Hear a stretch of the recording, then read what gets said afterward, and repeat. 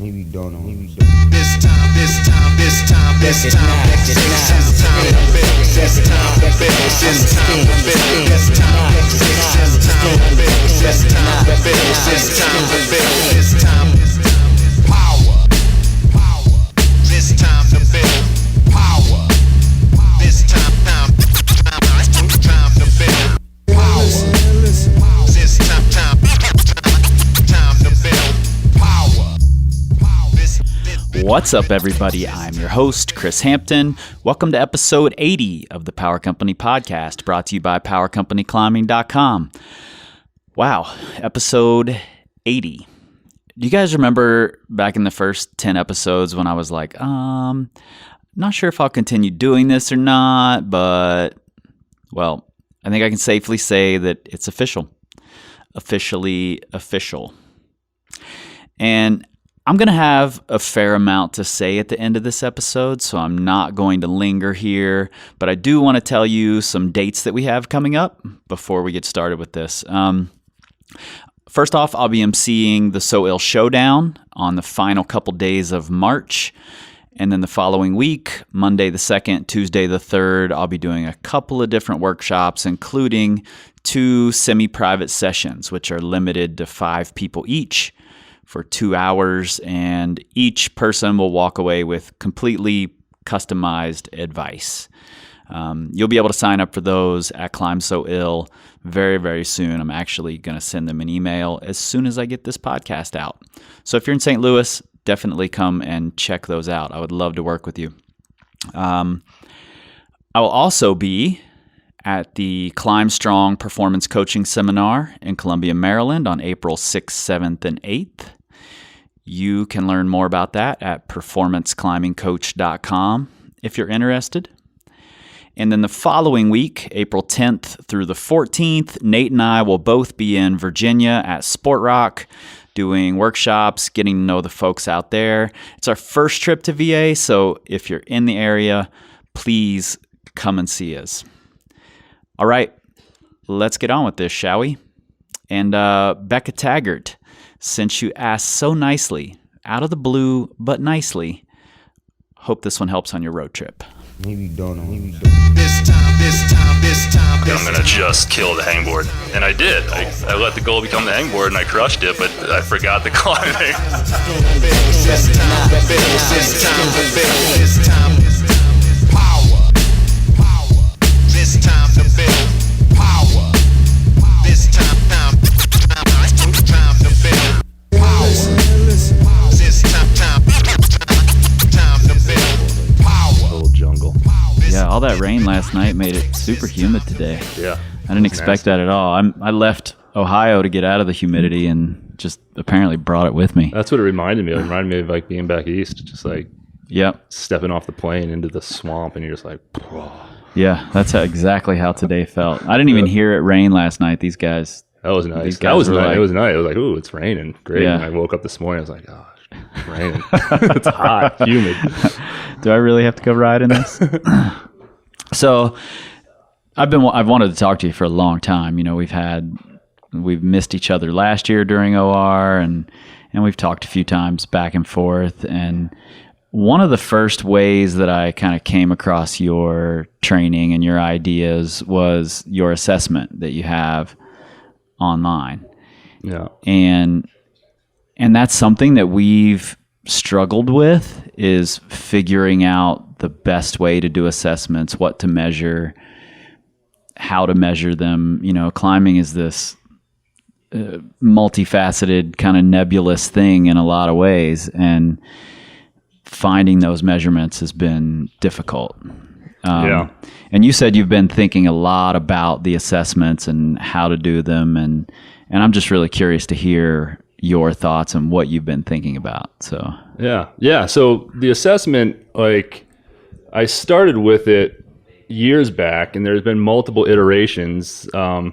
Recently, well, kind of in the spring, my buddy Casey Webb got the ball rolling. He was was asking the same questions, and we are just kind of like, well, let's try to sort of figure something out. So we put together this massive assessment that had, everything like bench press, deadlift, overhead press, campusing, hanging, moonboarding, like the whole, just basically threw the kitchen sink at it. And it took like a week to do the assessment. So nobody wanted to do it. So we were basically like, well, we did it. It's like, anybody else want to do this? No one wanted to do it. So we had like no data. Yeah, you had an N of 2. N of 2, yeah. It wasn't very productive or informative. So then what I started doing is I was like, well, let's try to pull this apart a little bit. And I just kind of made the short assessment, which is the one I've been doing a lot lately for the past few months. And my N is getting up there. People are doing it. And it's basically 3 things. And it's you can do it in 1 day. 2 days is probably best. Sure. Let's do the 2-day version. So it'd be day 1, warm up, and then you spend about an hour to an hour and a half climbing up to your max boulder in a day. So you're in a day maximum boulder grade. Yep. And the idea is you want it to be on a boulder problem. Well, optimally it's a moonboard problem. Mm-hmm. But it doesn't have to be on a moonboard. It should just be something like 30 to 50 degrees overhanging and short, like 15 to 25 seconds time spent on the wall. And the moonboard just kind of works really well for that particular thing. Yeah, so then it's easy. It's easy to measure, get the, know what the numbers are, and have it be something that's repeatable later down the line. And that's not always available in a normal gym. Yeah, yeah, exactly. And then it comes into play with day 2 as well, which we can get to in a sec. So day 1, you do that max boulder. Then you do a maximum 7-second hang from an edge. That's the edge. Maximum with weight added. Maximum with weight added. As much weight as you can hang for 7 seconds from an edge. Yep. Edges can vary from whatever, 10 mil. The new tension board has some really good edges at like 10 mil and 15 mil and 20 mil. And then the Beastmaker board has good ones. It's mostly, the edge size is particular to the climber. Like if you're really strong, you'd use a slightly smaller edge. But basically a 7-second max hang. And then a 1 rep max pull-up, max weight added. So that's day 1. Okay. Then day 2 is you warm up again, and then you find a boulder problem that's similar in style and length to the day 1 max boulder problem, but 2 grades easier. And that's where the moonboard really comes into play, because sometimes you can even find a problem that's like uses the same holds. Sure, yeah. And it's 2 grades easier. Yep. And then for that one, what you're going to do is you're going to do reps on that boulder problem with a 1-to-1 work to rest ratio. Okay. So you're going to do as many times as you can, 1-to-1 work to rest. So it's usually about 15 to 20 seconds on, 15 to 20 seconds off is what it tends to work out to. And then the next part of the test is you take 80% of the total weight you hung on the first day using the same edge, and you do 7-3 repeaters for as many as you can do. Okay. And then the third part of the test is taking 80% of your pull-up weight and doing as many reps as you can with that. Okay. Why 80%? Because I think 80% is a good strength zone, sort of a strength tester. Mm-hmm. I think when we start getting too low in the 70s, some people can just crank off reps, and it just becomes more strength endurance. Becomes a lot more strength endurance. And I think when you get up above 90, it starts to get to be a bit more of a recruitment thing. Mm-hmm. So it's sort of more neuromuscular, whereas that 80-85% zone is sort of where I'm finding is kind of like the magic. It's where the magic happens. It's like I'm considering that now sort of that's the area that I think climbers really need to be focusing on, like 75 to 85%.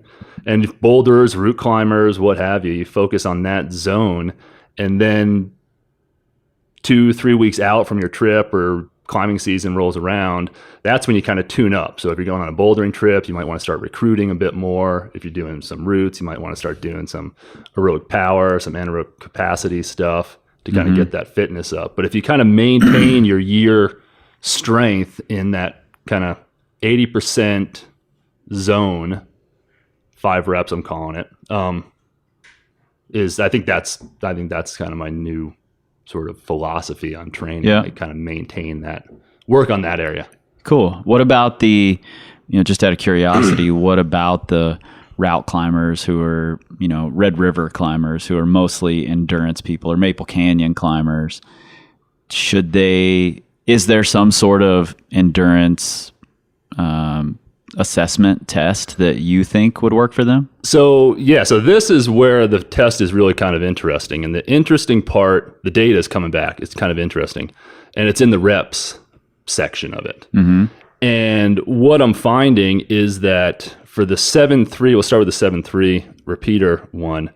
I've had a bunch of people do it, hardcore boulderers to actually maple climbers and people who do sort of all in between. And we're averaging out at about 9 reps. So 7 seconds on, 3 off, about 9 times. It's like 9.09. And what's interesting about that to me is that correlates really well with, I don't know if you've ever seen those the National Strength Conditioning charts where you predict your one rep max based on how many reps you do. And it works out to be about, it's at about their 77.5%. They say you should be able to do about 9 reps.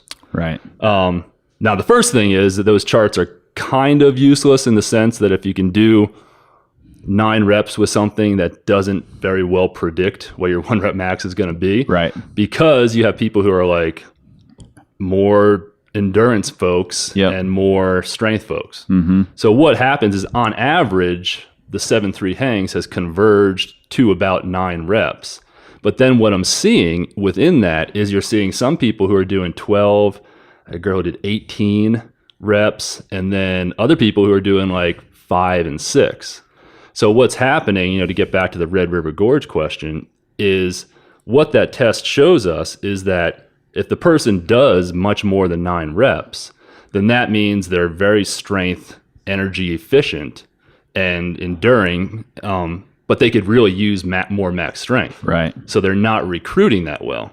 Whereas the person who does say 5 reps is maximally recruiting. And what they need to do is they need to not necessarily get more endurance.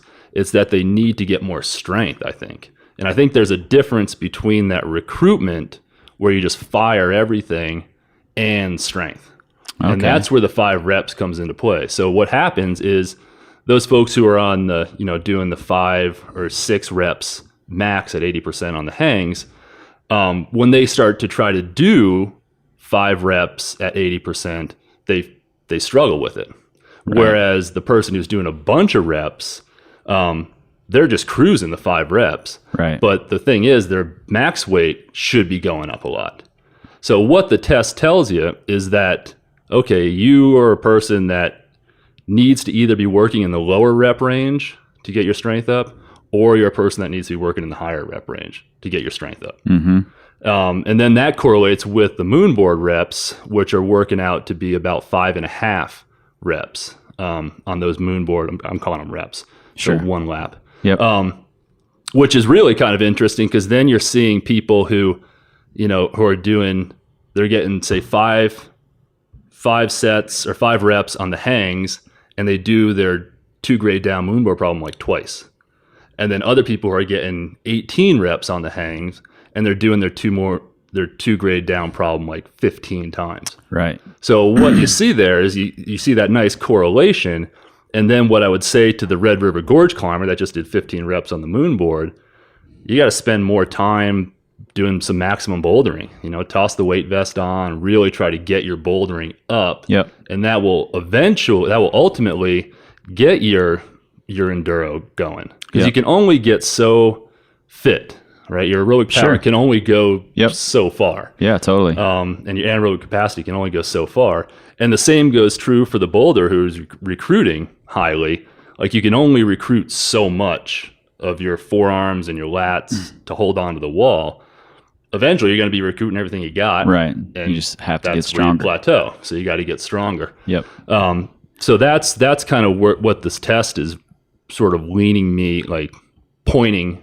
That's pretty informative as far as a quick and pretty straightforward test that you can actually tell where a person needs to be working.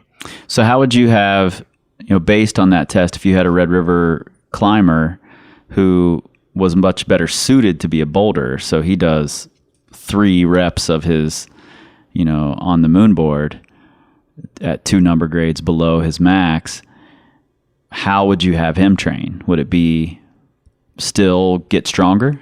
It would still, so it'd be trying to bump those moon board reps up to 5 to 6. Mm-hmm. So what I would have him do is I would have him do what I call moon board reps, where you take problems of varying grades below your max, all the way down to, so 2 grades below, 3 grades below, 4 grades below, and you do the 1-to-1 work to rest on the board. So you do, say your Red River Gorge climber, more suited to be a boulderer, gets onto the moon board, does a 7C plus or a V10.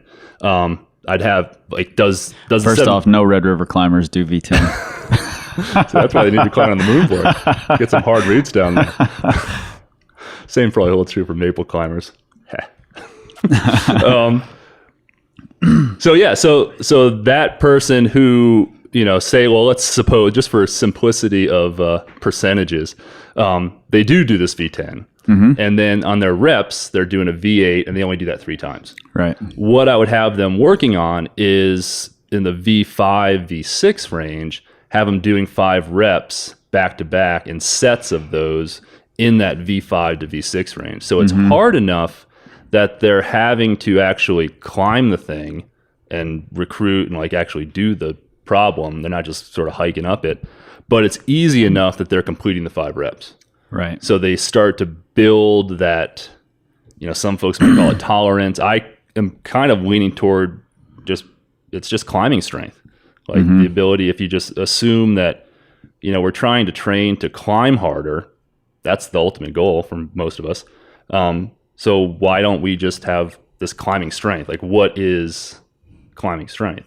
And for me, I'm it's a 5-move boulder problem. That's a good representative of what climbing strength is. Yeah. Do you think this is something that scales with all the levels? So that's a good question. And that's one that I don't know right now, because I don't have the data for people below.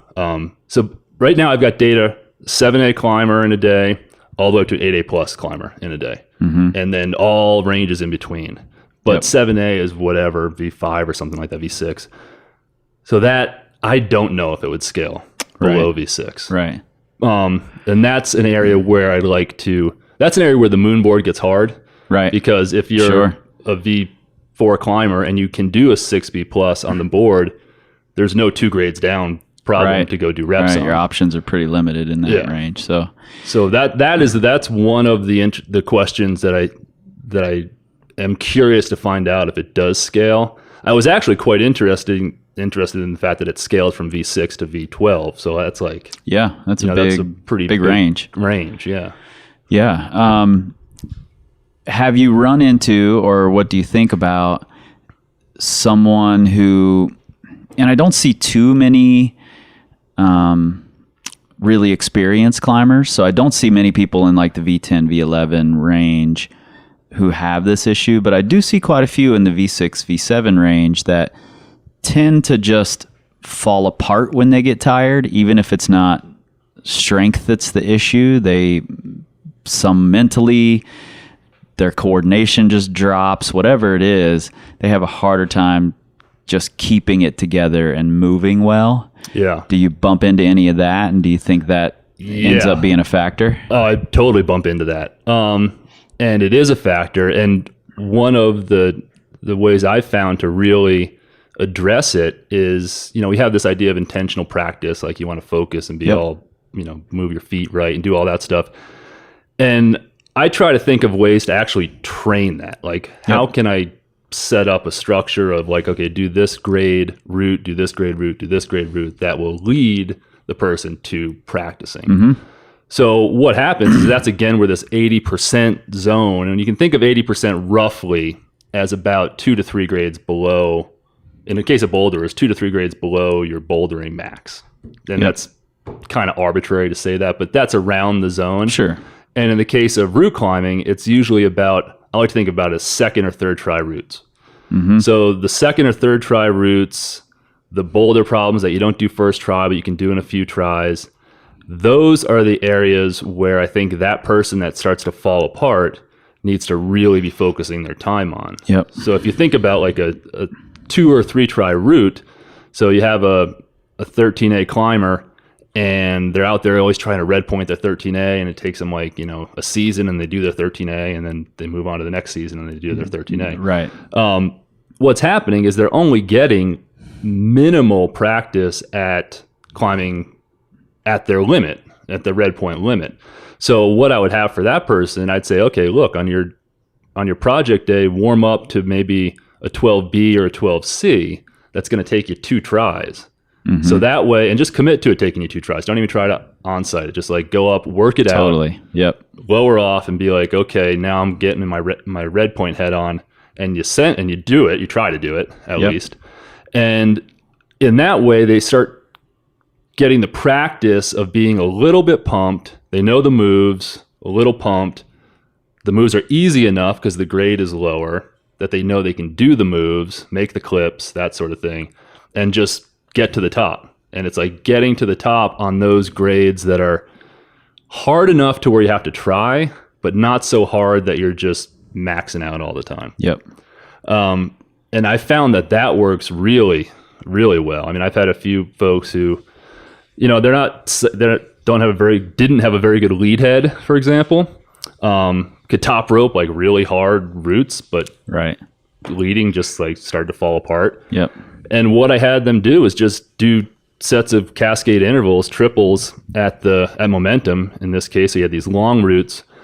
I had knocked their grades down like 2 and 3 number grades. Mm-hmm. So like instead of upper end 512s, they're now climbing like 5.9s and easier 5.10s. Yep. But they're doing triples on them. So, right. And they're these long momentum routes. And so that on the third route, they might be on a 10A that is normally just dead easy for them. Yep. But now they're pumped from doing 2 10As before that. So now, and they have to lead everything. So now they start getting used to making clips, being pumped, having to kind of rest when they need to rest. Yep. Go fast when you need to go fast, go slow, etc. And they start learning how to really red point at a grade that's physically well within their limits, and it just all becomes the tactical aspects of red pointing. Right. And I think the same goes true for bouldering. You just knock it down a few grades, and you just get used to success, and you start to learn how to like, you don't blow off the mantle at the top. You're like, oh, I can do that mantle.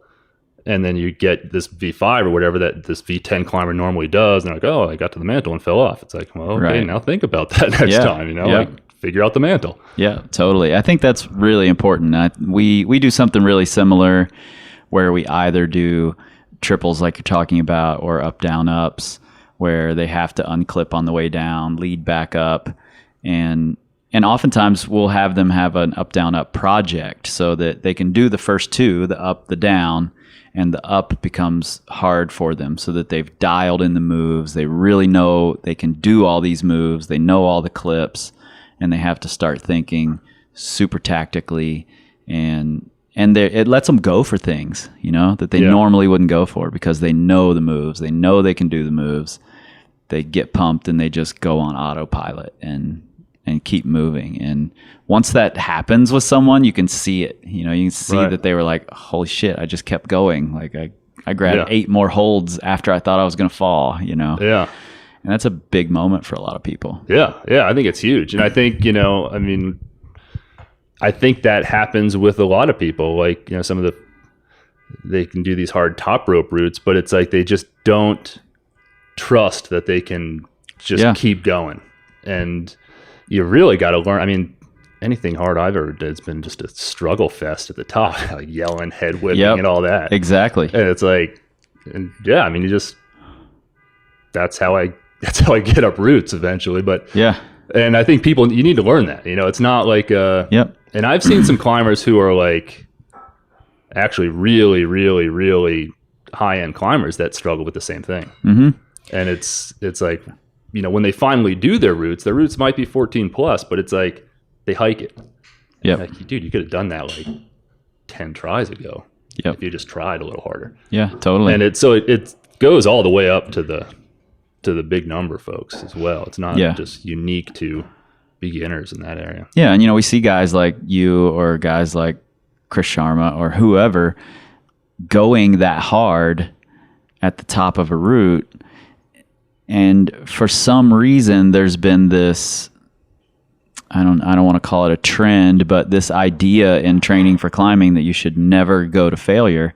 And I think that's one occasion where you should learn to go to failure in training. Yeah. Is because you need to learn that skill of going really hard. And whether it's a route or a boulder or whatever, you can't learn to turn your try hard on fully until you've turned it on and failed. Exactly. Yeah. So. And I think that's where in the case of routes, outside, like drop the number grade down a little bit from your project, but have it still be hard enough to where you're red pointing it. And if you're red pointing it second try, you're going to be a little bit out of it. Like you're not going to be just hiking it. Yeah. And if you are, step it back up a little bit. Exactly. Yeah. So step it up a little bit. So get it to where you actually have to try, but it's still easy enough to where you think you can do it. You know, as opposed to like getting on your project and like, okay, I'm going to go bolt to bolt again. Right. And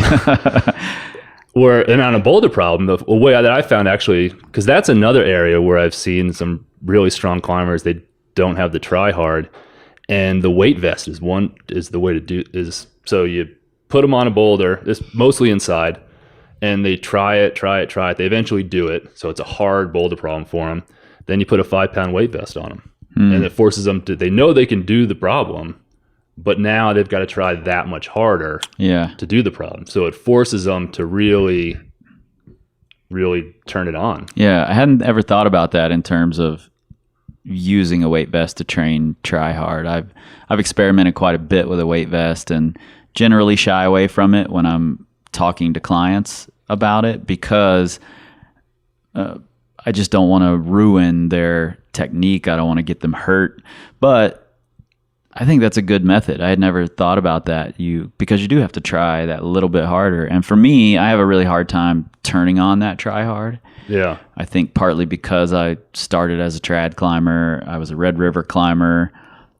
I like to climb 80 feet, warm up to my try hard. And then I'm only trying at, 75%. Yeah. Because most of what I'm dealing with is pump.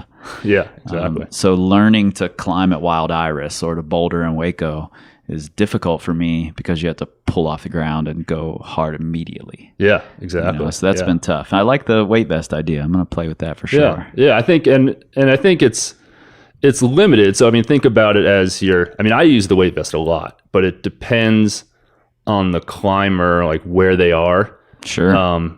You wouldn't want, someone who's just starting out, there's no reason to.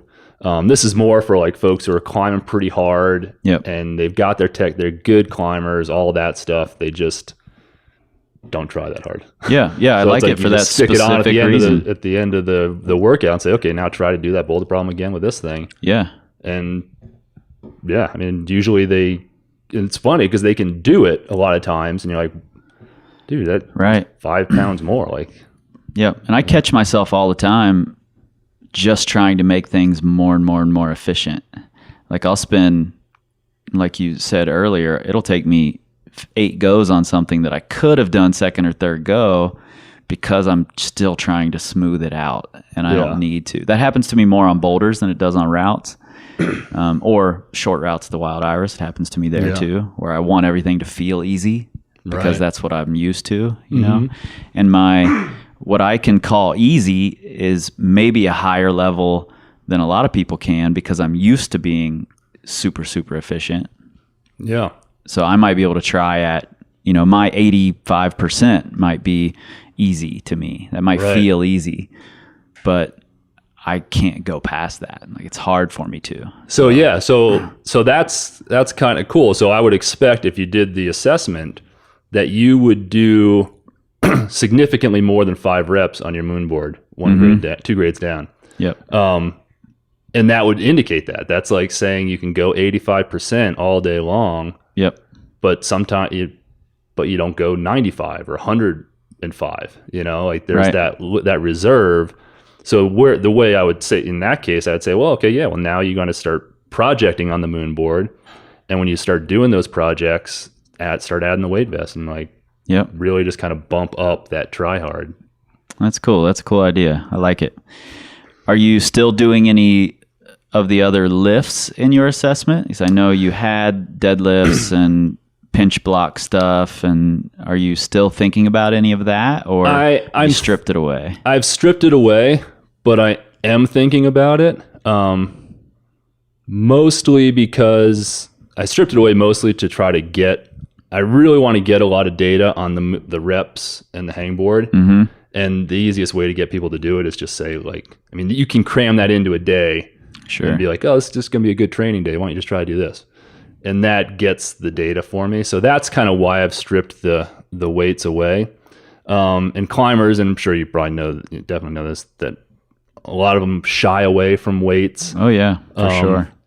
And I love lifting weights. I mean, I think it's a blast. And I lift weights to lift weights. Like, I don't lift weights to get stronger for climbing. Right. I lift weights to get stronger at lifting weights. Right, sure. Because I like it. So I had initially the deadlift, bench, and overhead press, and really wasn't getting a lot of information. But one thing I have come to the conclusion of, and this has pretty much been this summer, is the benefits of the bench press for bouldering. I think, it's always just sort of that, the F dude, like, oh dude, how much you bench? And that kind of gets the bench press thing. But lately, like, our crew has kind of been getting into it, and we're like trying these little powerlifting routines and that sort of thing. Sure. And I bench like 180 pounds or something like that. Right. Yeah. But like most climbers. Yeah. And it's but I've noticed that, like, compression and just my feeling on the wall has gone up a lot. And I would put it, I'm putting it now, like, I used to say, okay, deadlift is probably the best lift just in general for climbers. But I've noticed that climbers, once you convince them to do it, can really deadlift pretty heavy compared to the normal population. Mm-hmm. So I was thinking, well, it's probably not going to help them that much to deadlift even more if they're already showing up being able to do it pretty well. Yep. And pull-ups, people say, oh, pull-ups are good for climbing. But then it's like, that's what we already do well. You already do well. Yeah, exactly. Yeah. And it's like how many pull-ups do you actually do in a day with your climbing? You do 400 moves. It's like you just done 400. I can't tell you how many people are like, why aren't there any weighted pull-ups in my plan? Yeah. I'm like, well, because you did them all night long. Yeah, exactly. But the bench, it's like, one, we're all weak at it. Yep. And two, it's good antagonist, gets all the stuff you don't normally use. But it also seems to really correlate well with compression and squeezing and bouldering. Like, it seems to really help that. Are you doing barbell benching or? Okay. Yeah. Have you experimented at all with dumbbells or kettlebell? I've tried the dumbbells. And so initially, I was doing, like, because I got really weak. I'm like in the incline bench, like I can barely do anything. Mm-hmm. So I was like, oh, I'll do dumbbells with the incline bench. Yep. And I was kind of doing that, and it was sort of boring. Because like, oh, I'll do my 12 reps of this, and I was just bored. And then it was like, well, why don't I try to bench as much as I can? That sounds fun. Yeah. So we just started doing that, and it's like, okay, yeah, just put a bunch of weight on there and try to bench it. Yep. And the same goes with deadlifts and back squats. I've been doing back squats, and and it just becomes it's a lot more fun for me if I treat it a little bit more like climbing, like I'm trying to hit a certain weight. Sure. That sort of thing. Yeah. You got your bench press projects. I got my bench press projects. Yeah. 225. That's the goal. That's awesome. Guys, they're just like, climbers are so funny because in high school, I did a ton of bench pressing, because that's what guys did when I was in high school. Like, in fact, I don't know if I deadlifted like, 15 times when I was in high school, something like that. Yeah. But I bench pressed 3 days a week, for years. Yeah. And was ridiculously strong for my size bench pressing, and still am pretty strong for my size bench pressing.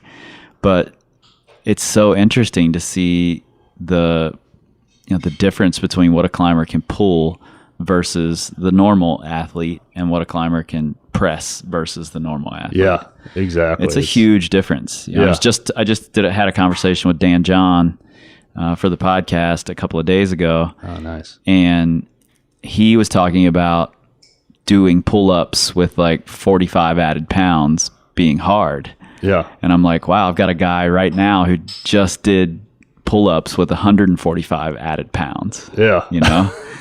and he's like, what? You know? Yeah. And I'm like, yeah, but he can't press, you know? He can barely press bench body press weight. 145 pounds. You know, exactly. So yeah, it's crazy with that.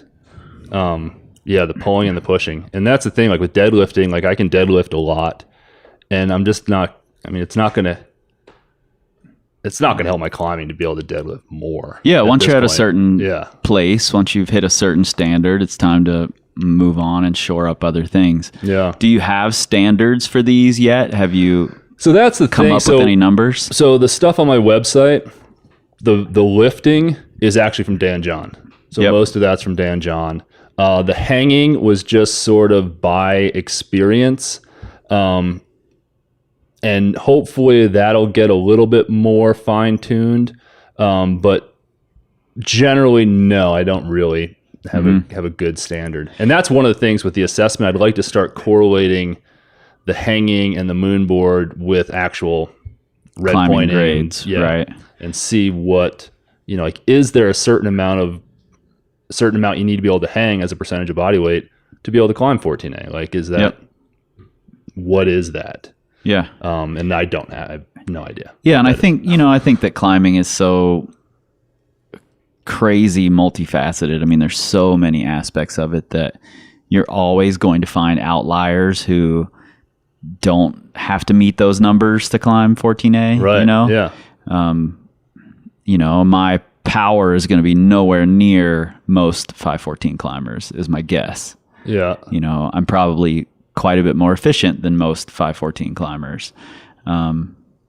So it's going to run the gamut, but I think those standards are something really interesting to try to come up with and then just to aim for. I mean, it's not going to hurt you to aim for a higher standard Right. at any of these things. Yeah.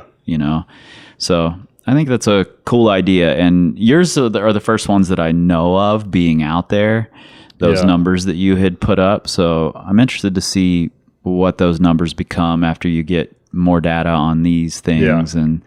And we've been talking about the same thing, like how to come up with a big data set of people so that we can correlate it to this is what a 512 climber does. This is what a V5 climber does. I think that's cool. I think it's really important too. I think so as well. Yeah. And it's, we're lagging in that. Like you can, Yep, totally. you take cyclists and it's, road cyclists in particular, and they send them to Fort Collins at age 14 and they're like, well, your aerobic capacity just isn't there. You're not going to do it. You're off the team. Right. And you're like, whoa, okay. It's Dan heartbreaking for the John poor was- 14-year-old kid, but that's what happens is you get these guys that are just insane. Yeah, Dan John was saying the same thing. Like, we've got all these numbers, and if a thrower doesn't meet these numbers, we know where he needs work. Yeah. Like, that's it. And if he does meet these numbers, you don't need to be in the weight room. Like, spend 15 minutes in the weight room every few days, and that's all you need. Just maintain it, and you need to work on your technique. Yeah. So that's pretty important. And I'm glad you're pushing in that realm. It's something we've been thinking about as well. I know the Lattice guys do it. I don't know who else out there has numbers to look for, but I'm sure they're out there somewhere. Yeah, I did the Lattice thing last year. How did that come out for you? Did it? Well, it was funny because I did Tom's assessment, and classic, he sends it back like, it's a really cool assessment, really good measures. I've seen several. Yeah, he's got like the little little gauges, gauges things, and he's sort of like classic Brit, like, you must have a really strong mental game because you're really weak. I was like, so now it's kind of this running joke, like whenever any of us actually do something, it's like, oh, nice mental game. And so I was bound and determined. This was like January or something like that, and I was bound and determined to get my numbers up, at least to get them to like average on the hangboard, because I was literally like the weakest guy he had assessed for climbing grade. So I I trained for the hangboard. I trained to red point my hangboard numbers, and Right. ended up. So I started out, and I was like, I had to take 15 pounds off to hang one arm from the 18 mil edge. Mm-hmm. That's one of the tests on the thing. And then when I finished in May, I could do that 15. I could do it with plus 20 pounds. With one Okay. arm. That's a big So jump. a huge jump. Yeah. Yeah. I was like, oh man, I'm going to kill it. And we were going to South Africa. So I was like, oh, I'm going to kill it when I get there. I had hit my numbers in pull-ups better than ever. Numbers on the hangboard way better than ever. Get to South Africa and I don't climb shit. Really? Yeah. I could hang from any hold I Right. wanted to, but I couldn't move.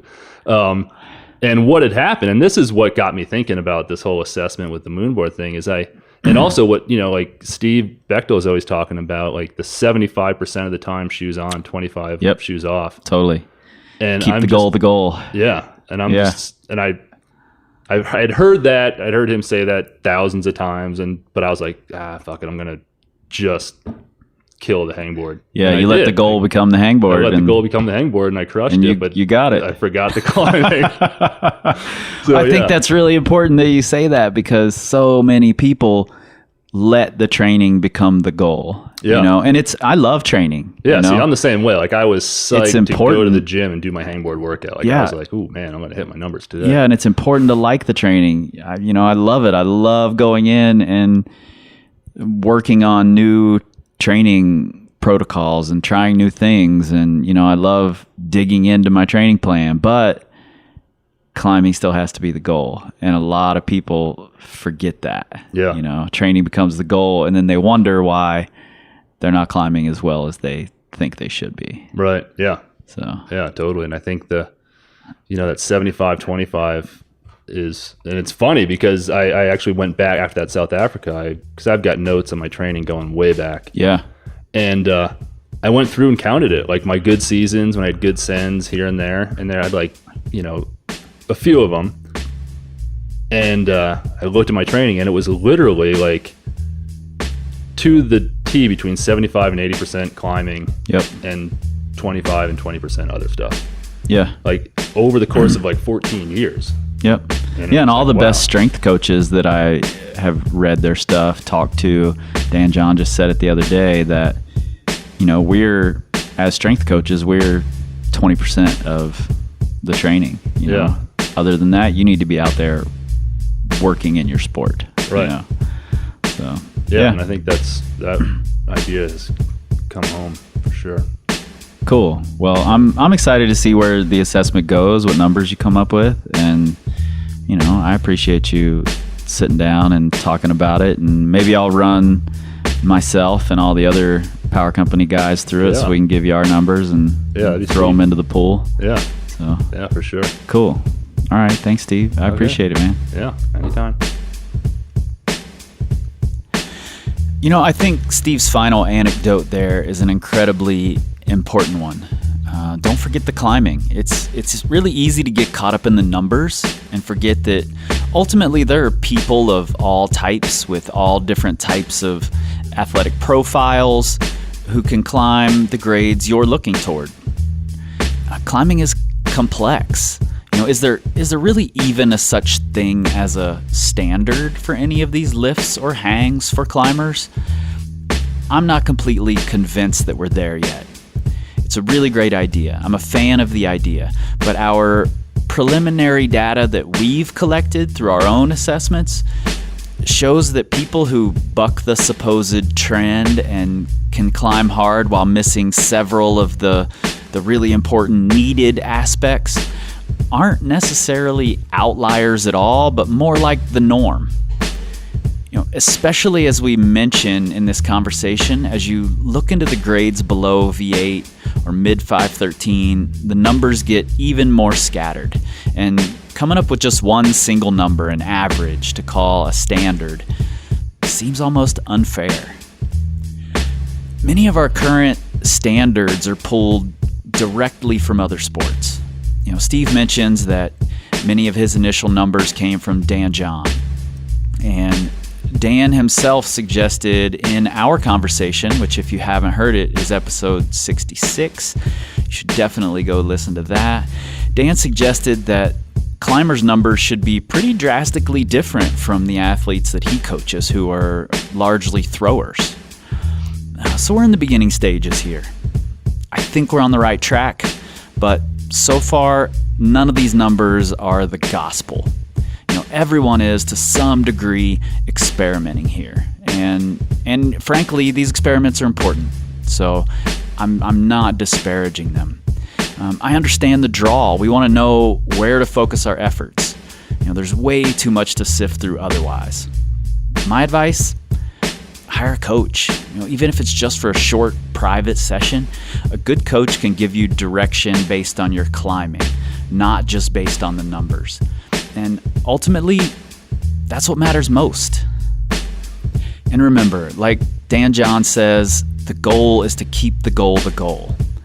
Our goal is to become better climbers, not a stronger deadlifter, not a stronger bench presser, not to master the measurement standards. If those things help, great. That's great. But don't forget about the mindset, the tactics, your partners, your goals, your quality of movement, all those things that have much, much more difficulty measuring, the things that are harder to measure. They're just as important, if not more so. The goal isn't even to become a stronger climber.